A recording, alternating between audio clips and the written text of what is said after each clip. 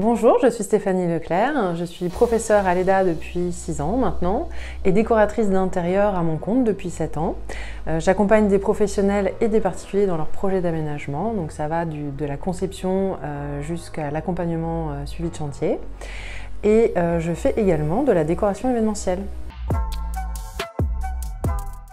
Alors au tout début, j'avais donné comme nom à mon entreprise Décoquetterie. Je trouvais que c'était mignon, il y avait un petit jeu de mots. Et récemment, j'ai réfléchi un peu aux valeurs que j'avais envie de véhiculer grâce à mon entreprise. Et en fait, j'ai eu envie que ça se rapproche de plus en plus de mes propres valeurs personnelles. Et du coup, le mot décoquetterie collait plus exactement à ça.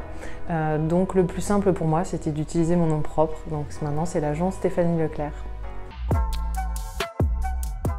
C'est une bonne question, j'en ai pas un qui ressort en particulier. En fait, ce qui me plaît vraiment, c'est le florilège des projets que j'ai. C'est que tout est différent, à la fois à la demande, parce que parfois c'est simplement de la décoration. Parfois, il y a un peu d'architecture d'intérieur, on va vraiment modeler les volumes. Donc déjà, rien que ça donne un vrai intérêt à mon travail.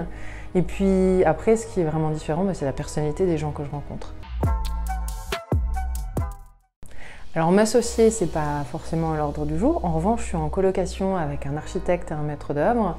On a déjà des projets communs. L'idée, c'est d'en avoir d'autres. On a des choses en tête, mais pour l'instant, c'est encore un peu secret. Et puis de développer surtout les choses qui me tiennent à cœur, c'est-à-dire en premier lieu la décoration éco-responsable. Et puis j'ai envie de faire des choses peut-être parfois un peu plus décalées, donc ça veut dire travailler un peu plus avec des professionnels, donc par exemple des restaurants, des hôtels, ce qui me permettra de faire des choses peut-être plus marquées, plus audacieuses. Pour moi, c'est vraiment important parce que ça stimule d'autant plus à aller chercher les informations les plus récentes, à se mettre toujours à jour, à être curieux. Et c'est ce qu'on demande le plus aux élèves. Nous, du coup, on est obligé de le mettre en pratique, ça, pour être toujours à la pointe de l'information pour eux.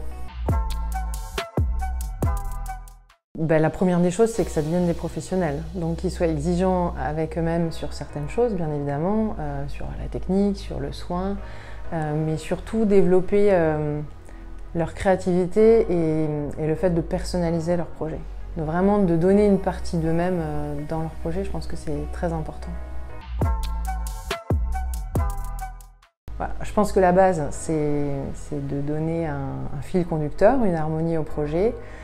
Quelque chose qui fonctionne en général bien, c'est de commencer le projet sur un élément existant qu'on va garder dans le projet, ou plusieurs éléments existants, ou tout simplement un élément fort. On peut avoir un coup de cœur pour un papier peint, pour un rideau, pour un mobilier, et partir de cet objet et ensuite décliner tout ce qui va aller autour.